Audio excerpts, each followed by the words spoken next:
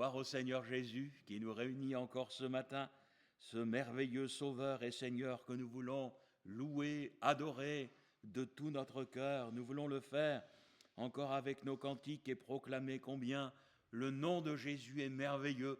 Il n'y a pas de nom plus grand, plus beau que le nom de Jésus. C'est le seul qui nous a été donné, par lequel nous avons pu être sauvés. Chantons ensemble, son nom est merveilleux.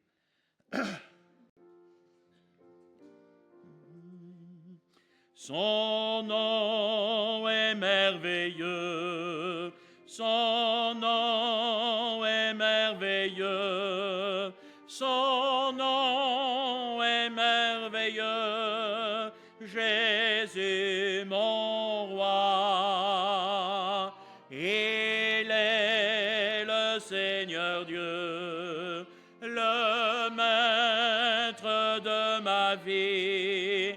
Son nom est merveilleux, Jésus mon roi. Il est le berger, le rocher des âges, Dieu puissant conseiller.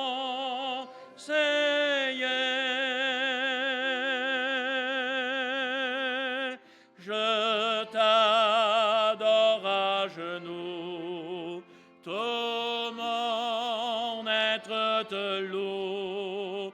Ton nom est merveilleux, Jésus mon roi. Devant le monde entier, je veux te glorifier, vivre ta vérité, Jésus mon roi. Devant le monde entier, je veux te glorifier, vivre ta vérité, Jésus mon roi. Je marche avec joie et je ne craindrai pas. En toi j'ai l'assurance.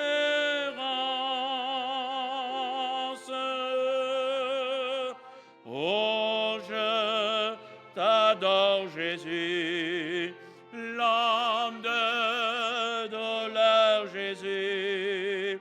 Ton nom est merveilleux, Jésus mon roi. La terre, les cieux en haut, disparaîtront bientôt, mais toi tu resteras, Jésus mon roi. La terre, les cieux en haut, disparaîtront bientôt, mais toi tu resteras, Jésus mon roi. Tu me conduiras et tu me soutiendras. En toi est la puissance. Oh, je t'adore Jésus, tu es mon seul appui. Ton nom est merveilleux, Jésus mon roi.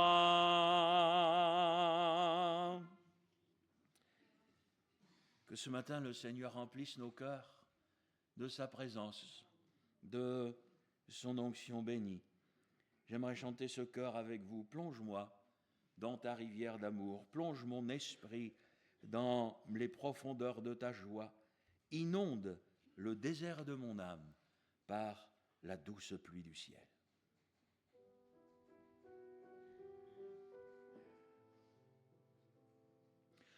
Plonge-moi dans ta rivière d'amour. Plonge mon esprit dans les profondeurs de ta joie. Inonde le désert de mon âme par la douce pluie du ciel. Mon âme est rafraîchie quand ton onction m'envahit. Je suis restauré, guéri quand ton onction m'envahit. Plonge-moi dans ta rivière d'amour. Plonge mon esprit dans les profondeurs de ta joie. Inonde le désert de mon âme par la douce pluie du ciel. Mon âme est rafraîchie quand ton onction m'envahit. Je suis restauré, guéri quand ton onction m'envahit.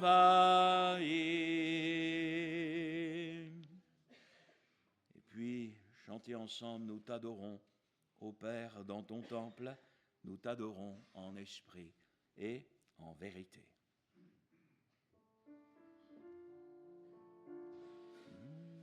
Nous t'adorons, ô Père, dans ton temple. Nous t'adorons en esprit et en vérité. Tu habites nos louanges. Nous t'adorons en esprit et en vérité. Car un jour près de toi vaut mieux que 1000 ailleurs. Je désire habiter dans ton temple, car un jour près de toi vaut mieux que 1000 ailleurs. Je désire habiter dans ta maison, Seigneur. Nous t'adorons, ô Père, dans ton temple. Nous t'adorons en esprit et en vérité. Tu habites nos louanges. Nous t'adorons en esprit et en vérité. Car un jour près de toi vaut mieux que 1000 ailleurs. Je désire habiter dans ton temple, car un jour près de toi vaut mieux que 1000 ailleurs. Je désire habiter dans ta maison, Seigneur. Je désire habiter dans ta maison, Seigneur. Je désire habiter dans ta maison, Seigneur.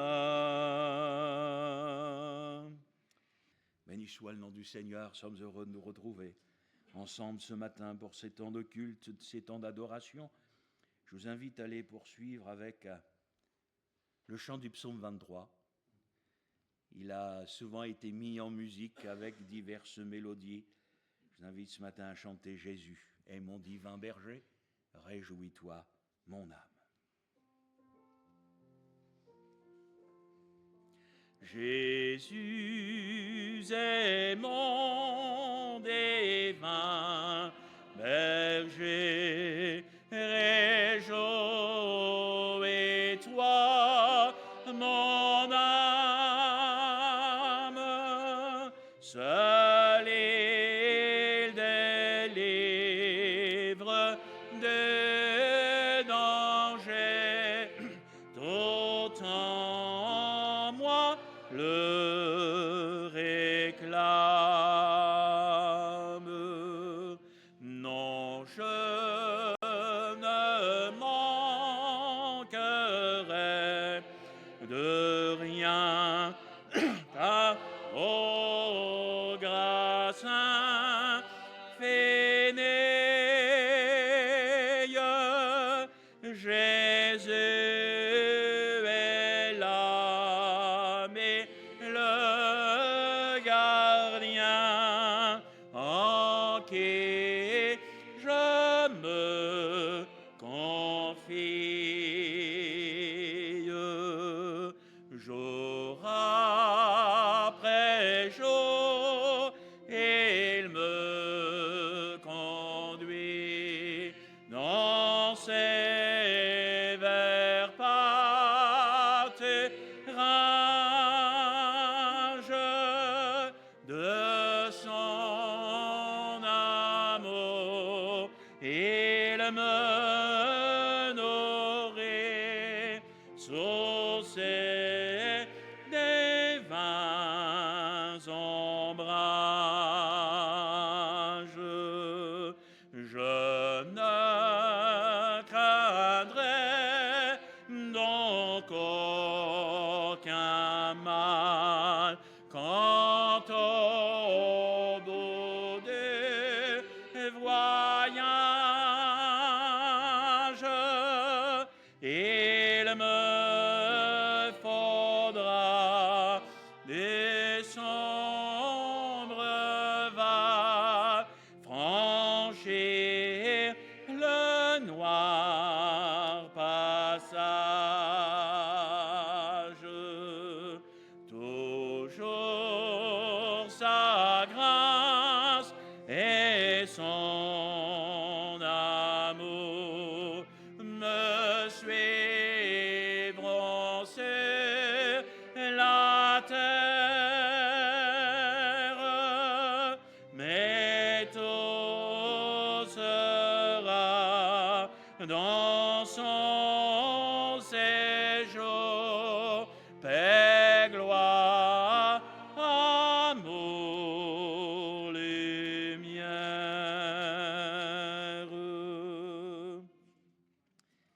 Et quel que soit temps, circonstances, le Seigneur est toujours là. Nous pouvons toujours compter sur lui, nous confier en lui. C'est ce que j'aimerais chanter avec vous maintenant, avec ce cantique qui nous dit « Chaque instant de chaque jour qui passe, en Jésus, je peux me confier. »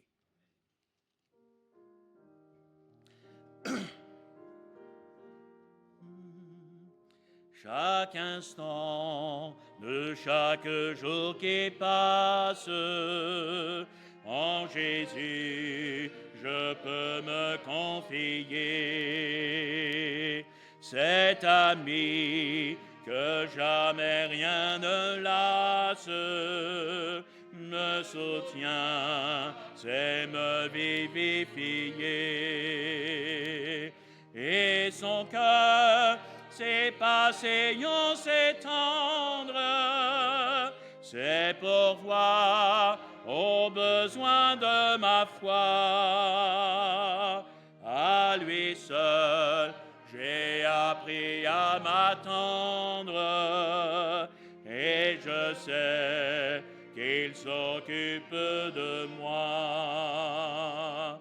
Aide-moi à n'avoir confiance qu'en toi seul, mon Maître, mon Seigneur. Tu connais toutes mes défaillances, mon salut est seul en ta faveur.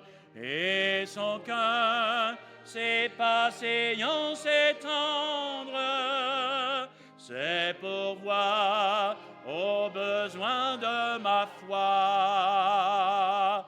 À lui seul, j'ai appris à m'attendre, et je sais qu'il s'occupe de moi.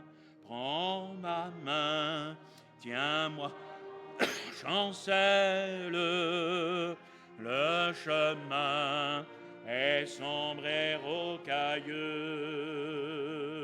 Oh, permets que je te sois fidèle, conduis-moi jusqu'au séjour des cieux. Et son cœur, c'est patient, c'est tendre, c'est pour voir aux besoins de ma foi. À lui seul, j'ai appris à m'attendre, et je sais qu'il s'occupe de moi. Ta parole brille sur ma route, chaque jour ta grâce me suffit. Plus d'amères plaintes, plus de doutes, en Christ j'ai trouvé un surabri. Et le fardeau nel saucé ne m'accable, car la promesse subsistera, protégé par ta main secourable, joyeux je m'avance pas à pas. Je rajoute le dernier refrain qui n'était pas sur l'ordinateur.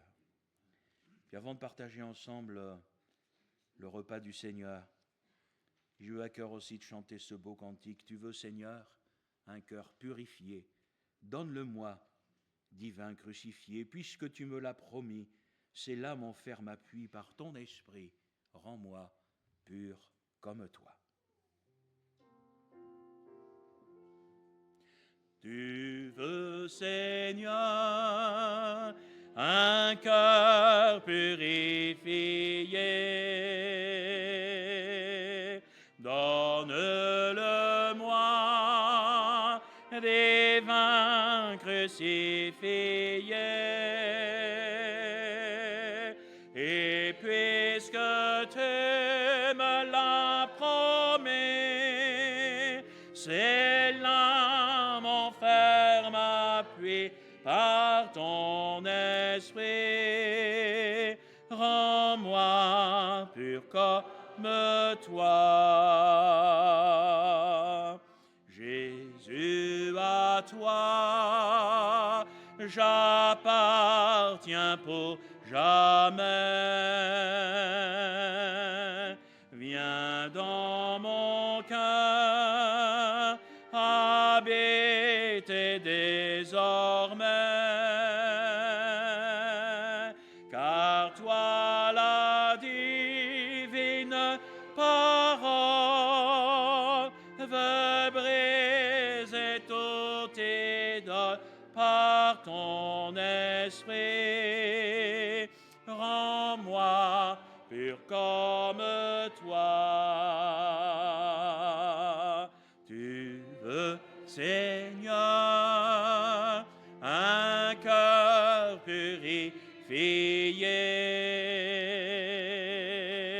donne-le-moi, divin crucifié.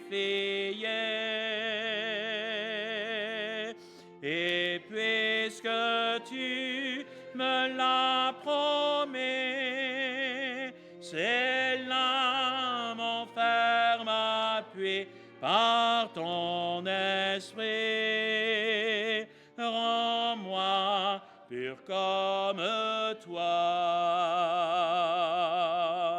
Jésus du ciel, ô ton trône est assis. Montre la route à mes pas indécis. C'est à toi que je sacrifie tout mon cœur et ma vie par ton esprit. Rends-moi pur comme toi. Tu veux, Seigneur, un cœur purifié. Donne-le-moi des vins crucifiés. Et puisque tu me l'as promis, c'est là mon ferme appui par ton esprit. Rends-moi pur comme toi. J'ai eu à cœur ce matin de méditer avec vous sur la parabole des deux maisons. Luc 6, verset 46.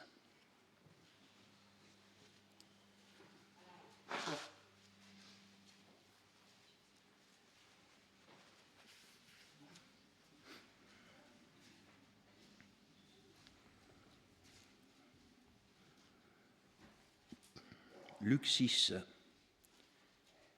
46. Pourquoi m'appelez-vous Seigneur, Seigneur, et ne faites-vous pas ce que je dis?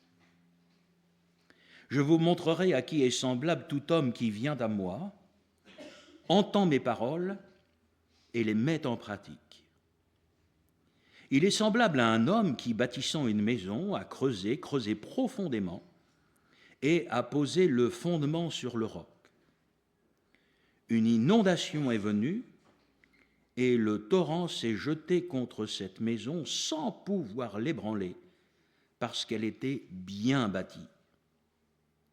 Mais celui qui entend et qui ne met pas en pratique est semblable à un homme qui a bâti une maison sur la terre ou sur le sable sans fondement. Le torrent s'est jeté contre elle, aussitôt elle est tombée, et la ruine de cette maison a été grande. Amen. Et ces paroles sont tirées du Sermon sur la montagne. Ce sont des paroles que le Seigneur Jésus adresse aux siens, à des hommes et à des femmes qui l'appellent Seigneur. Donc, il va y avoir le fait d'entendre la parole de Dieu.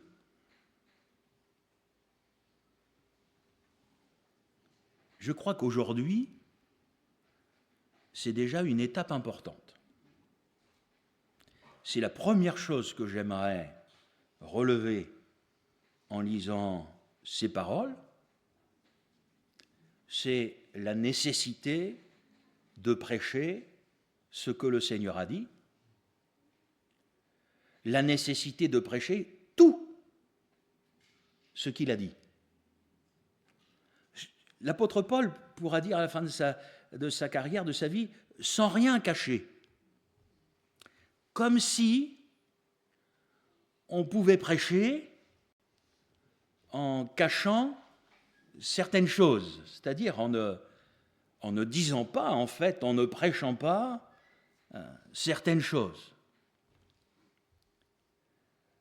L'apôtre Paul s'adressera à Timothée, jeune serviteur de Dieu, et il lui dira « prêche la parole ». Ça veut dire prêche toute la parole. Prêche même ce que les hommes n'aiment pas entendre, n'ont pas envie d'entendre. Il faut que tu leur prêches quand même. Il faut que tu prêches tout ce qui est écrit. Je crois, frères et sœurs, que c'est une condition indispensable pour tous ceux qui prêchent la parole de Dieu, parce que ceux qui prêchent auront des comptes à rendre pour les âmes qui leur sont confiées. Et les serviteurs de Dieu seront jugés sur ce qu'ils ont prêché ou pas. Ils devront rendre des comptes au Seigneur. Et si le Seigneur nous a demandé de prêcher tout ce qui est écrit et que le jour où nous allons paraître devant lui, le Seigneur nous dit « Mais pourquoi n'as-tu pas prêché ceci ou pourquoi n'as-tu pas prêché cela ?» Quelles excuses nous pourrons faire valoir devant le Seigneur ? Ah, mais tu sais, Seigneur, si jamais j'avais prêché ceci, il y a des gens qui seraient partis. Jésus reprendrait la parole en disant « N'as-tu pas lu que certains sont venus me voir en me disant que ce que je prêchais était dur ? J'ai même proposé à mes disciples de suivre ceux qui sont partis s'ils le désiraient. » Le piège est grand, frères et sœurs, parce qu'il y a un côté qui est profondément spirituel. Nous voulons que l'Église se développe, nous voulons que l'Église grandisse. Mais j'ai envie de vous dire, nous ne voulons pas que l'Église grandisse à n'importe quel prix. Nous ne voulons pas que l'Église grandisse parce que nous allons accepter de ne plus dire certaines choses, parce qu'autrement, nous allons avoir telle situation qui, dans l'Église, pourrait être relevée et des gens pourraient partir. J'ai envie de vous dire, frères et sœurs, vous savez, s'il y a des situations dans l'Église qui ne sont pas conformes à la parole de Dieu, il n'y a que deux choix. Soit la personne se repent et met sa vie en ordre, soit elle s'en va. Parce qu'autrement, il va y avoir dans l'Église un problème spirituel. Le Saint-Esprit ne sera pas libre de se manifester parce qu'il y aura du péché à l'intérieur de l'Église. Alors Dieu aime le pécheur, Dieu veut qu'il se repente. Mais si la personne ne se repent pas, que vient-elle faire dans l'Église ? Il faut que la parole soit prêchée. Et si la parole dérange, tant mieux, ça veut dire qu'elle est bien prêchée. Frères et sœurs, la parole de Dieu, elle nous remet en question. Mais au-delà donc de cette parole prêchée avec vérité, prêchée dans tout ce que le Seigneur désire nous dire à travers elle, vous allez donc avoir le prédicateur qui va prêcher, puis vous allez avoir ceux et celles qui vont écouter la parole. Et à chaque fois que je lis ces textes, bien sûr, parce que je suis prédicateur, mais ça me fait drôle parce que je me dis comment est-ce que la parole de Dieu peut être prêchée avec vérité, comme elle doit l'être, et de réaliser que certains vont entendre la vérité et la mettre en pratique, et c'est le Seigneur Jésus lui-même qui le dit, d'autres vont entendre la même vérité. De toute façon, il n'y en a qu'une vérité, n'est-ce pas ? Mais ils ne vont pas la mettre en pratique. Donc, c'est déjà une chose aujourd'hui que la parole soit prêchée avec vérité, avec profondeur, mais après, ça ne suffit pas, frères et sœurs. Ça ne suffit pas, il faut que ceux qui écoutent, eh bien, mettent cette parole en pratique. Alors je me souviens, peut-être certains vont s'en souvenir aussi, quand j'étais tout petit, à l'école du jeudi, on chantait « Le fou sur le sable a bâti sa maison ». Et la tempête arriva, le vent souffla, la pluie tomba, et la maison s'écroula. Vous avez en opposition le rocher, le roc, et le sable. Alors dans la parole de Dieu, le rocher, c'est Christ, n'est-ce pas? C'est sa parole, nous avons bâti sur le solide fondement, comme me disait encore l'apôtre Paul. Bon. Ça, c'est facile à comprendre, mais je me suis dit, Seigneur, le sable, ça représente quoi? Alors, vous connaissez mes mauvaises habitudes, j'ai ouvert mon dictionnaire. Et voilà ce que j'ai lu comme définition du sable. L'eau des océans mouille les roches et les frappe parfois avec force. Ces roches se fragilisent et se cassent en cailloux. Les vagues les emportent pour les casser à nouveau, et cela donne le sable qui sera rejeté sur les plages. Et en lisant ça, je me suis dit donc, le sable avant, c'était un rocher. Mais le sable, c'est un rocher qui s'est désagrégé. C'est un rocher qui n'est pas resté rocher. Il est devenu quelque chose d'autre. Il est devenu du sable. Le rocher, par définition, c'est dur. Est-ce qu'on dit dur comme du caillou? Oui. Donc le rocher, par définition, c'est stable, c'est dur, c'est ferme. Et le sable, est-ce que vous avez déjà marché dans le sable? C'est mou. C'est mou le sable. Alors, c'est plus agréable de marcher sur le sable que de marcher sur des rochers. Si vous en avez déjà fait l'expérience, vous le savez. Mais j'ai mûri ma réflexion. Que je me suis dit, Seigneur, mais il y a une signification spirituelle derrière tout ça. Alors il y a une évidence pour vous et pour moi, le rocher, eh bien c'est Christ, c'est sa parole, et il faut qu'on fonde nos vies sur le rocher, sur la parole de Dieu. Béni soit Dieu, c'est une explication simple et efficace. Et moi je me suis dit, mais qu'est-ce qui a pu faire que le rocher ne soit plus aujourd'hui un rocher, mais qu'il soit devenu du sable, au point que la maison se soit écroulée? Eh bien, c'est celle bien sûr, qui entend la parole, mais qui ne la met pas en pratique. Cette parole, au lieu d'être et rester ce rocher qui traverse les temps, qui est la même chose pour tous les hommes de tous les âges, cette parole est devenue quelque chose de mou. Ce n'est plus la même parole. Ce n'est plus cette parole stable le rocher. C'est devenu du sable.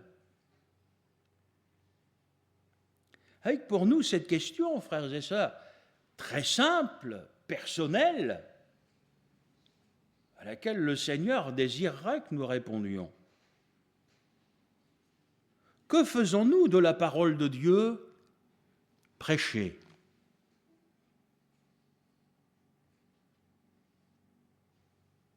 Alors, vous allez avoir le dimanche midi. Vous savez ce qui se passe le dimanche midi ? Ma garde-robe s'agrandit. La prédication est analysée. Et il va y avoir ce que l'on prend, et il va y avoir ce qu'on laisse. Et quand on est comme ça, la parole est devenue du sable. Elle n'est plus ce rocher sur lequel nous fondons notre vie, mais cette attitude annonce la ruine de votre maison. C'est biblique, hein ? Cette attitude annonce la ruine de votre maison. Et je crois que parfois, il y a des chrétiens qui ne se posent pas les bonnes questions. C'est que quand la maison elle est sans dessus-dessous, on va toujours dire « Seigneur, il nous arrive toujours des trucs, etc. » Qu'est-ce qu'il y a ? Moi, je vous dis, qu'avez-vous fait de la parole de Dieu ? Qu'avez-vous fait de la parole de Dieu ? Parce que tout ce que nous sommes, tout ce que nous disons, tout ce que nous faisons dans nos vies, ça a des conséquences. Le problème, c'est quand on n'accepte pas ou on n'accepte plus de se remettre en question. Parce que se remettre en question, c'est parfois remettre en question sa vie, sa manière de vivre, sa manière de penser. Et ça va emmener les âmes tellement loin. Vous rendez-vous compte ? Ça pourrait même les amener à se repentir. Et vous avez des âmes qui ne veulent pas se repentir. Alors que c'est la base de tout ce que le Seigneur nous demande. Sans repentance, vous n'avancerez jamais. Hein ? Alors, cette attitude face à la parole. Ah oui, mes frères, vous savez, il faut vivre avec son temps. Oh. La parole de Dieu ne change pas. Elle est la même hier, aujourd'hui, demain, parce que la parole de Dieu, c'est le Seigneur qui ne change pas. Donc, sa prédication, ses exigences, etc. Mais c'est exactement là. C'est exactement la même chose. Certains voulaient nous faire croire qu'il y a des choses de la Bible, c'était pour hier. Bon, laissez-les chanter. Le jour où ils seront face au Seigneur, le Seigneur leur demandera « Qu'avez-vous fait de ma parole ?» Parce que vous savez, nous aurons des comptes à rendre sur ce que nous aurons fait de la parole. Et même si ce que je vais vous dire ne vous plaît pas, vous aurez des comptes à rendre sur ce que vous aurez dit sur ceux qui la prêchent. Parce qu'ils parlent de la part de Dieu. Ça nous responsabilise, hein. Et il y a des fois, on veut prendre des responsabilités, mais il y a d'autres fois, quand c'est spirituel, on préférerait ne pas les avoir. On préférerait se dédouaner. Vous savez, on peut entendre la parole, et pendant qu'on l'entend, au lieu de penser à nous, on pense à quelqu'un d'autre. Combien de fois ça m'est arrivé, certainement à toi, Joël aussi, les gens allaient se dire « Oh frère, c'est dommage, mon mari n'était pas là. » Et ma sœur, c'est parce que c'est pas lui qui avait besoin d'entendre, c'est toi. Et oh, combien de fois aujourd'hui, bon, la technologie a avancé, mais j'ai entendu les gens dire « Oh, je vais prendre le CD » dans le but de l'envoyer à telle personne.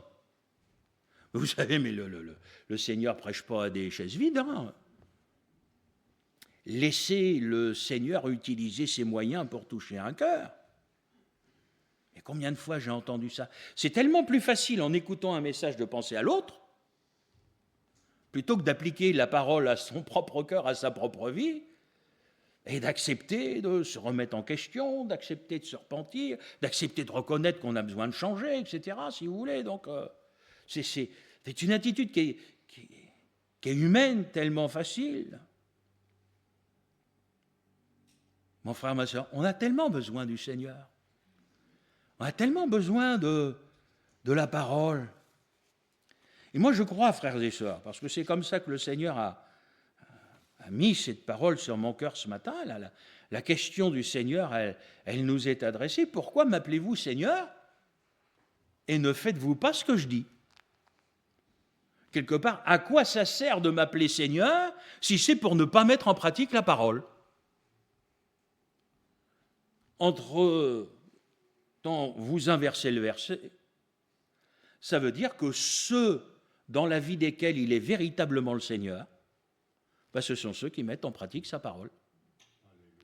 Comme quoi on peut appeler le Seigneur Seigneur sans qu'il soit le maître de nos vies, parce que nous ne mettons pas en pratique ce qui est écrit dans la parole. C'est encore le message que l'on trouve dans le livre des Proverbes, au chapitre 22, au verset 28, où il nous est demandé de ne pas déplacer la borne ancienne. Les anciens, dans beaucoup de milieux, on ne veut plus en entendre parler aujourd'hui, les anciens, ils ont posé des bornes.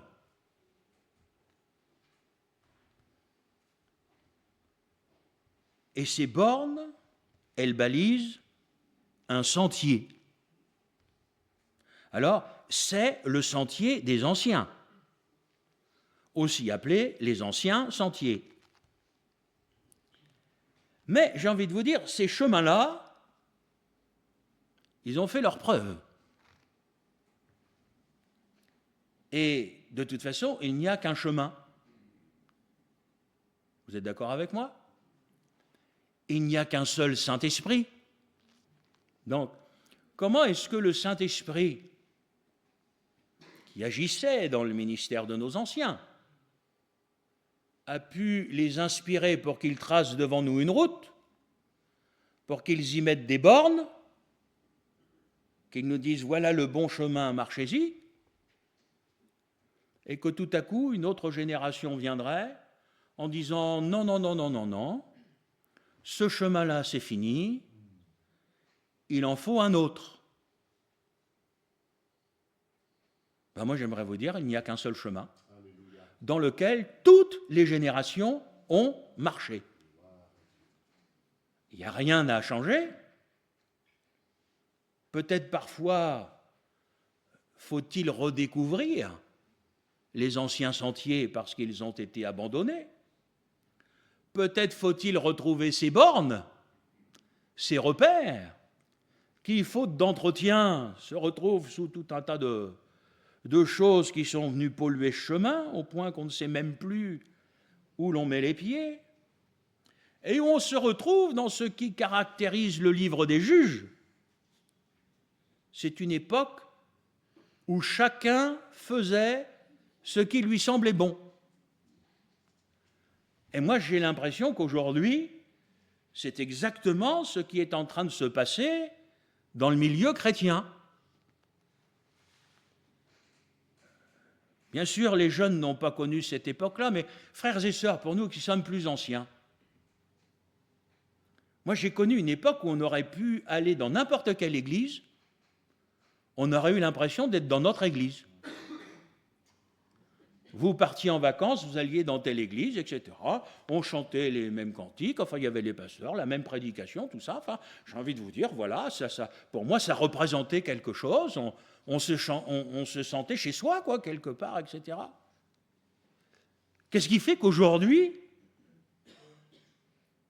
tout est bouleversé? Comment ça se fait? Chacun s'est mis à faire ce qui lui semblait bon. Moi, un jour côtoyé un pasteur qui était président d'un grand mouvement. Et je le connaissais bien, je me suis retrouvé en voyage avec lui. Et parfois, quand vous voyagez comme ça, vous avez des moments d'intimité que vous n'avez jamais. Quand on est en France, voyez, on court toujours, c'est une réunion, c'est ceci, cela. Là, on était ensemble en train de boire un jus de fruits. Et lui et moi, on parlait, mais à bâton rompu. Donc, je profitais que j'étais avec lui. Je lui ai dit, écoute, il faut que tu m'expliques quelque chose, parce que toi et moi, on se connaît très bien depuis des années, le même âge. Donc, je lui ai dit, mais je t'ai connu tellement différent de ce que tu es aujourd'hui, de ce que tu es devenu. Je lui ai dit, mais qu'est-ce qui a fait que tu aies pu changer à ce point-là? Parce que je dis, toi qui à l'inverse me connais, ben je dis, tu vois que moi je n'ai pas changé, quoi. Et voilà qu'il me dit, ce sont les voyages. Il faut que tu m'expliques. Ben, il me dit, toi, il dit, je suis allé dans tout un tas de pays, j'ai visité tout un tas d'églises qui font des choses que nous, on ne fait pas, etc. Puis, j'ai trouvé que c'était pas mal. Donc, en fait, quand il avait un panier de courses, puis il a pioché ici, il a pioché là, et puis quand il est rentré dans son église, il a ouvert le panier de courses, il l'a renversé, puis il a dit, ben maintenant, dans notre église, ça va changer. Puisqu'au pôle Nord, tout le monde vient au culte avec un gros manteau, on va me faire comme ça. Enfin, ça, c'est une image un peu détournée, vous comprenez, quoi, je veux dire. Et moi, je lui ai dit, mais moi, j'ai voyagé autant que toi, si ce n'est plus. Et je dis, mes voyages, ils ne m'ont pas changé. Vous savez, il y a un verset qui m'a interpellé, mais souvent profondément, c'est quand l'apôtre Paul parle aux Galates. Vous savez que l'apôtre Paul a eu des reproches à faire aux Galates parce qu'ils étaient revenus sous la loi, ils étaient revenus judaïsants, etc. Mais l'apôtre Paul va leur dire ceci, cette influence ne vient pas de celui qui vous appelle. Ah. Donc là, vous avez une église. C'est une église, les Galates, on est d'accord, hein? Une église qui a été fondée sur de solides fondements, connus de l'apôtre Paul, donc ils ont été enseignés, j'ai envie de vous dire, la parole a été prêchée avec vérité, avec authenticité. Et puis cette église, à un moment donné, elle a été sous une influence. Et l'apôtre Paul va leur dire, cette influence-là, elle ne vient pas de Dieu. Et cette influence-là va les ramener, en fin de compte, sous la loi. Et ça, ces enseignements-là, il faut qu'on les entende, frères et sœurs. Parce que ça veut dire que même dans une église fondée par un apôtre, sous la responsabilité d'un apôtre, puisque c'est l'apôtre Paul qui leur écrit, cette église-là, elle a quand même été capable de dévier. Si c'est arrivé aux Galates, croyez-vous que ça pourrait nous arriver aussi à nous? Allons-nous avoir l'attitude de Pierre? Oh Seigneur, à nous, à Pont-Audemer, ça n'arrivera jamais. Frères et sœurs, il faut écouter le Seigneur, il faut écouter les enseignements de la parole de Dieu. Et le Seigneur qui nous dit, faites attention à ce qui vous influence. Quand vous ouvrez l'épître de Jude, il est question d'hommes qui vont changer la grâce en dissolution. C'est-à-dire en un permis de faire tout ce qu'on veut, quoi. Et vous savez, quand j'écoute certaines prédications à certains endroits, aujourd'hui, je peux vous dire qu'on y est à fond, hein. L'apôtre Paul, dans les lettres qu'il va écrire à Timothée, va parler à Timothée de faux docteurs. Qu'est-ce qu'un faux docteur? C'est un pasteur qui enseigne des choses qui ne sont pas bibliques. Alors, quand vous venez dans une église et que vous écoutez un pasteur, je ne sais pas, moi, je pense que les gens s'attendent à ce que le pasteur soit biblique. Mais est-ce que le pasteur prêche ce qui est écrit ou est-ce qu'il prêche ses idées? Ah. Parce que, frères et sœurs, on peut ouvrir la Bible et lui faire dire n'importe quoi. Alors bien sûr, les jeunes, celui-là, vous n'avez pas pu le connaître parce qu'il sévissait quand moi j'étais jeune. Mais quand moi j'étais jeune, vous aviez un pasteur qui prêchait l'homosexualité et qui la défendait avec la Bible et qui avait fait une église pour les homosexuels.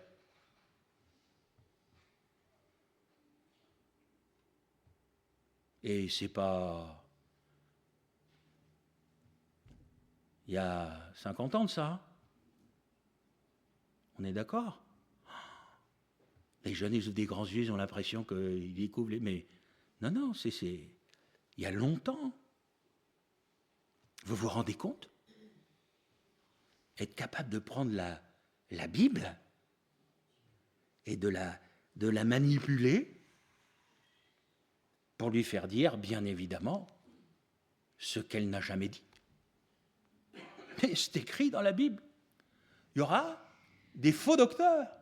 Donc vous allez avoir aujourd'hui, mais ça existait depuis le départ, des pasteurs qui vont prêcher au nom du Seigneur dans une église où on est réunis au nom du Seigneur et ils vont prêcher des choses fausses. Ce qui fait que notre seule garantie, c'est pas même que ce soit écrit sur l'église biblique. C'est même pas le fait qu'on soit réunis et qu'il y ait beaucoup de monde. C'est même pas le fait que nous ayons l'impression que le pasteur parle bien. C'est le fait d'être capable de prendre nos Bibles et de vérifier si celui qui prêche, eh bien, dit les choses qui sont conformes à la saine doctrine, c'est-à-dire à ce qui est écrit. Et mes chers frères et sœurs, ne soyez pas surpris aujourd'hui de trouver une foule, c'est biblique ce que je vous dis, hein, une foule de docteurs qui vont dire aux gens les choses qui leur plaisent, des choses qui sont agréables. Les gens vont courir derrière ces hommes-là. Moi, j'affirme aujourd'hui que ce dont on a besoin, ce sont des hommes qui prêchent la vérité, des hommes qui prêchent la parole, sans aucun compromis. Et si ça déplaît, eh bien, ça déplaît, tant pis, mais la vérité, quelquefois, elle déplaît. Mais il nous faut la prêcher. Aux Corinthiens, parce que c'est pas seulement, c'est à Timothée, c'est Jude, c'est aux Corinthiens, l'apôtre Paul va parler de faux apôtres. Un apôtre, c'est quelqu'un qui fonde des églises. Oui ou non? Avec quand même une vocation missionnaire. C'est Paul qui va poser des fondements, qui va enseigner, qui va établir. Donc, Paul va dire à l'église de Corinthe qu'il y a des faux apôtres. Donc, un faux apôtre bâtit une fausse église. Parce qu'il enseigne des choses fausses. Et il entraîne les gens par sa prédication dans la perdition. Donc on peut trouver une église avec un apôtre. Alors, je ne conseille surtout pas d'aller sur Internet parce que qu'est-ce qu'il y en a des apôtres aujourd'hui? Oh là là là là! Des apôtres et des prophètes, il y en a comme on n'en a jamais connu dans l'histoire de l'Église. En vieux, vous avez des gars, ils ont de ces cartes de visite.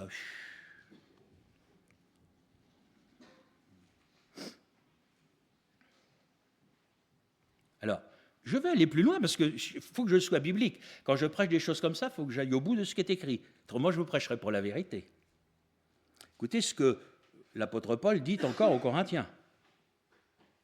Des hommes déguisés en apôtres. Donc en fait, c'est une apparence. Et vous savez, on reconnaît quelqu'un quand on vit avec. Vous avez des gens qui viennent à l'église, là. Vous êtes là le dimanche matin. Demain, quand vous serez sur votre lieu de travail, vous ne serez pas les mêmes. Vous avez des gens, ils sont chrétiens quand ils sont à l'église, mais quand ils sont dehors, des fois vous cherchez d'où c'est qu'ils sont chrétiens. Moi, j'ai envie de vous dire, il ne doit pas y avoir deux Gilles. Celui qui est sur l'estrade, ça doit être le même quand il est chez lui, à l'extérieur, et c'est la même chose pour vous. Vous devez être le même, mon frère, ma soeur, quand vous êtes à l'église et quand vous êtes dehors. Autrement, vous êtes un bigot, une bigote. Oh, Gilles, ce matin, j'ai pas bien dormi, tant pis pour vous.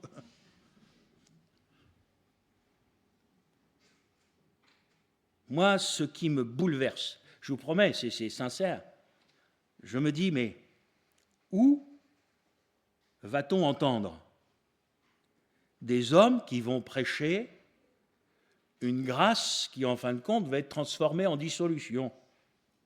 Où va-t-on entendre prêcher des faux docteurs? Où va-t-on entendre prêcher des ouvriers trompeurs, des faux apôtres de Christ? Où les entend-on prêcher? Pas dehors, vous n'avez pas le droit. Dans des églises. Alors, quand vous et moi, nous réalisons bien que nous sommes arrivés dans les temps de la fin, dans l'apostasie, il y a tellement de mélanges, de trucs qui sont racontés partout. Vous savez, moi je dis Seigneur, pour moi, je dis Seigneur, fais-moi grâce. Et je dis Seigneur, tiens-moi fidèle. Puis je prie pour vous. Puis je dis Seigneur, fais pareil pour mes frères et sœurs. Je dis tiens-les dans ta main. Je dis conserve dans leur cœur cet amour de la parole de Dieu que rien ni personne ne pourra venir déraciner. Ce que la Bible appelle l'amour de la vérité. Voyez-vous? Et je prie parce que vous savez, à l'heure de la grande tentation qui va s'abattre sur le monde, qui sera gardé? Qui sera préservé? Ceux qui auront gardé la parole. Alors peut-être, comme dans les églises de l'Apocalypse, ces églises-là auront peu de puissance. Mais le Seigneur dira peut-être que tu as peu de puissance, mais le plus important, c'est pas que tu en aies beaucoup. Le plus important, c'est que tu aies gardé la parole. Parce que si tu as gardé la parole, elle te gardera. Elle te gardera. Moi, je crois que... Je regarde ma montre parce que la pile, elle est morte là-bas en face, il faut qu'on la change. Le vieux piège qui a servi dans le jardin d'Éden fonctionne encore très très bien aujourd'hui. Dieu a-t-il réellement dit? Alors moi j'ai la réponse à cette question. Frères et sœurs, mon cher frère, ma chère sœur, même ceux qui nous regardent par la vidéo, où vais-je trouver ce que Dieu a réellement dit dans sa parole? Et seulement là, et rien d'autre que la parole de Dieu. Et là, quand quelqu'un viendrait me dire, mais Dieu n'a pas dit ça. Peut-être qu'il l'a dit, peut-être qu'il ne l'a pas dit. Vérifions. Et si j'ouvre ma Bible et que ma Bible me montre que Dieu l'a dit, ça veut dire qu'il l'a réellement dit.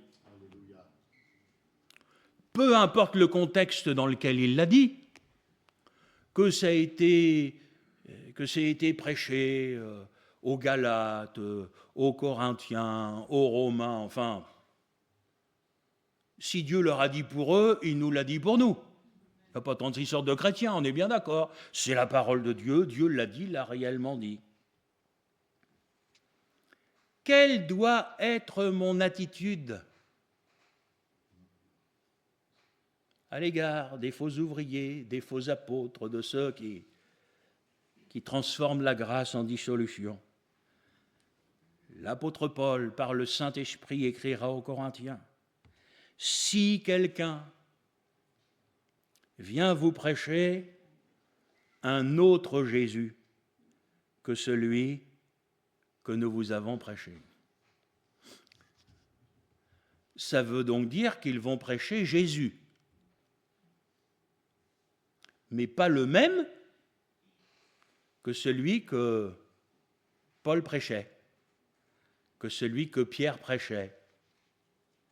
Première prédication, la Pentecôte, parle de Jésus, de la croix, l'œuvre du Seigneur. Les gens sont bouleversés et viennent voir Pierre en disant: qu'est-ce qu'il faut qu'on fasse? La première chose que Pierre va leur dire: repentez-vous. Quel était le premier message du Seigneur Jésus? Repentez-vous. Et moi je crois que notre premier message aujourd'hui doit être: repentez-vous. Si quelqu'un vient vous prêcher un Jésus qui ne prêche plus la repentance, est-ce que vous croyez que ça existe des gens qui prêchent Jésus en disant pas aux gens qu'ils ont besoin de se repentir, qu'ils ont besoin de quitter le monde, d'abandonner leur vie de péché et de se tourner vers Dieu pour vivre dans une vie vraie, pure, sainte? Est-ce que vous croyez que ça existe des gens aujourd'hui qui ne parlent de Jésus que comme un Jésus qui va leur apporter grâce, bénédiction Qu'est-ce que vous croyez qu'on appelle l'évangile de la prospérité? C'est quoi? Tous ces gens-là qui vont prêcher que les chrétiens vont être riches à l'image de leur pasteur. Tiens, c'est bizarre. Frères et sœurs, vous êtes protégés à Pont-Audemer. Vous saviez les folies. Moi, je l'ai vu de mes propres yeux. Et vous savez, il y a des trucs que j'ai virés de mon ordinateur parce qu'il y a des choses, quand vous les regardez, ça ne vous fait pas du bien. Moi, j'ai vu un pasteur, à la fin du culte, qui priait pour les cartes bleues. Non mais, alors le gars, un culte, hein, comme ça, les chants, les machins et tout, et puis, pour que les gens soient bénis financièrement, le gars, il imposait les mains aux cartes bleues, lui. Il va devenir riche. Ouais, je crois que lui, il est devenu riche. Mais mes frères et sœurs, le problème, c'est que vous avez de pauvres âmes qui n'ont pas été enseignées, qui sont fragiles dans la foi, qui croient à ces choses-là. Et ces prédicateurs sont déguisés en apôtres, ce sont des agents du malin qui emmènent les gens dans la perdition. Ce n'est pas seulement choqué de voir ça, c'est de voir les conséquences qu'il y a derrière. Ils entraînent derrière eux des églises entières. Si on venait à vous prêcher un autre Jésus, alors, ça, je vous promets, je ne peux pas regretter ce qui est écrit dans la Bible, hein, mais il faut quand même qu'on s'y arrête. Ou si vous recevez un autre esprit avec un E majuscule, donc si vous recevez un autre Saint-Esprit que celui que vous avez reçu.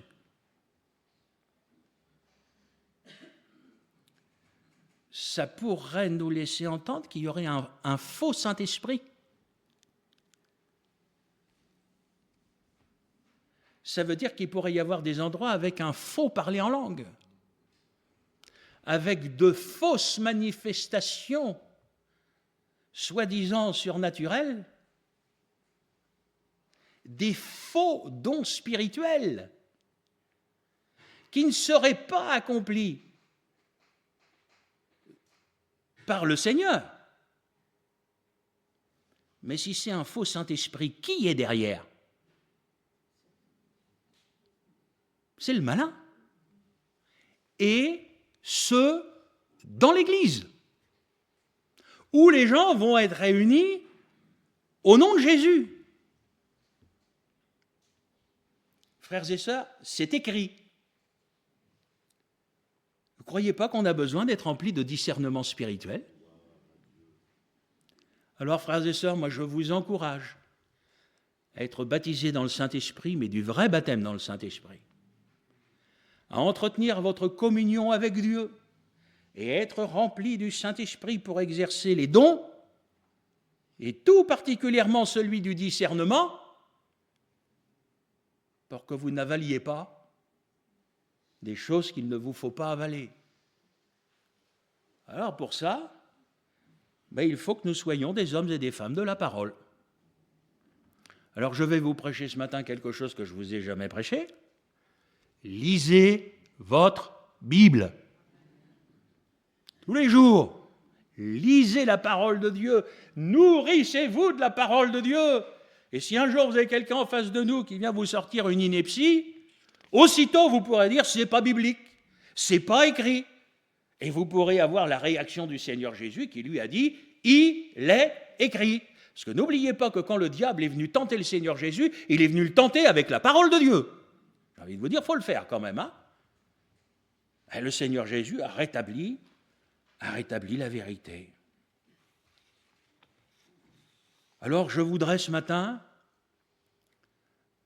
très fraternellement, et en même temps très bibliquement, vous exhorter à être prudent et à ne pas donner foi à tout esprit,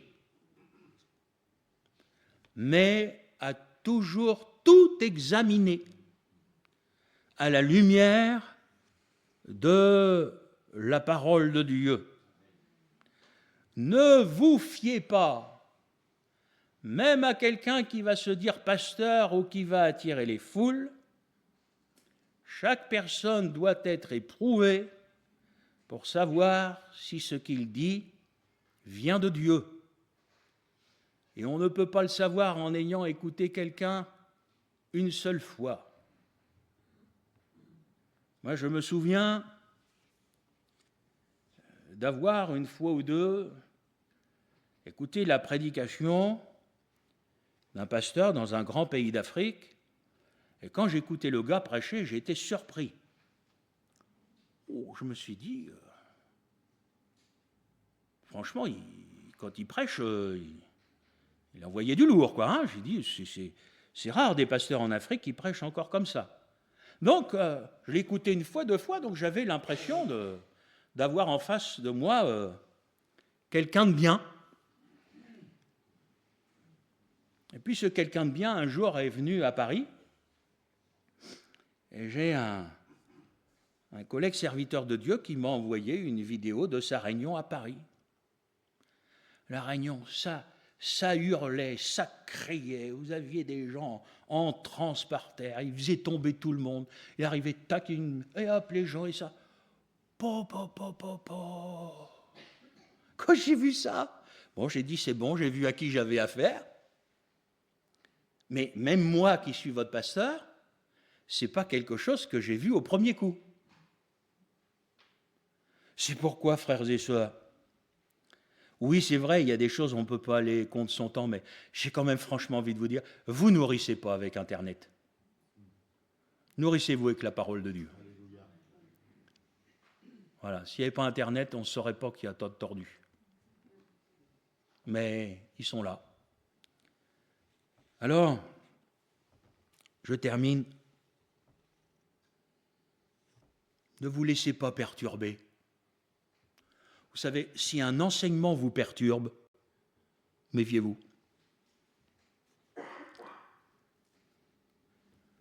Et puis, l'apôtre Paul disait qu'il fallait que nous, les serviteurs de Dieu, nous soyons des exemples à l'image de Jésus. Demandez-vous, est-ce que Gilles prêcherait ça? Est-ce qu'il accepterait ça? Et s'il ne le prêcherait pas, pourquoi ne le prêcherait-il pas? S'il n'accepterait pas ça, pourquoi ne l'accepterait-il pas? Vous savez, frères et sœurs, il faut vraiment qu'on soit conduit par le Seigneur. Et comme Paul le disait à Timothée, il faut qu'on soit vraiment des modèles. Des hommes de confiance, ça veut dire des hommes de la parole. Alors, bon, que ce soit Joël ou Jean-Claude, ils ont roulé leur bosse, maintenant les frères. Mais je pense à quelqu'un comme Julien. Priez pour lui. Alléluia. Parce que le petit gars, il a pris une voie. Bon, je connais son formateur, hein, mais il n'a pas choisi la voie la plus facile. Hein. Priez pour lui. Parce que si c'était déjà pas facile pour nous, pour la génération qui vient, ce ne sera pas plus facile, voire même plus difficile encore, frères et sœurs. Soutenez-les par vos prières. Encouragez ceux qui prêchent la vérité. Même si des fois, le dimanche midi, on va dire, il est bien jeune pour prêcher des choses comme ça. Et moi, j'ouvre ma Bible et je lis que personne ne méprise ta jeunesse. Parce que ce que tu prêches, ce n'est pas une question d'âge, c'est une question de fidélité à ce qui est écrit. Et si aujourd'hui vous avez des jeunes qui prêchent la vérité, amen. Encourageons-les et prions pour eux. Mon frère, ma sœur, sois un homme, sois une femme de la parole et reste un homme et reste une femme de la parole. Ce qui est écrit est écrit. Et rien ni personne ne viendra nous convaincre du contraire. Que le Seigneur vous aide à être fidèle jusqu'au bout. On prie ensemble.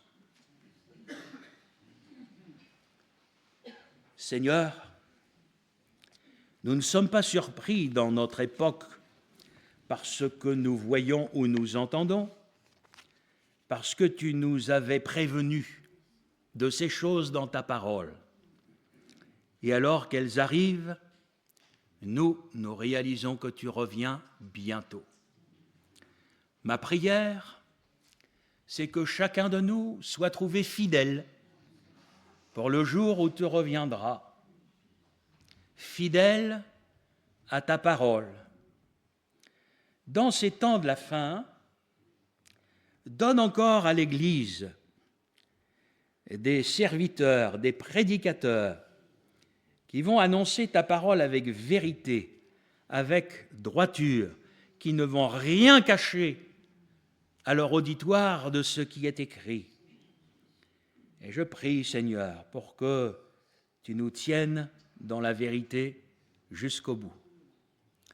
Fais grâce à mes frères et sœurs, encourage-les, bénis-les, affermis-les, en les fondant encore davantage sur ta parole, afin que lorsque les jours mauvais viendront, celles-ci nous tiennent fidèles. Que ta grâce, Seigneur, soit avec chacun de nous. Amen.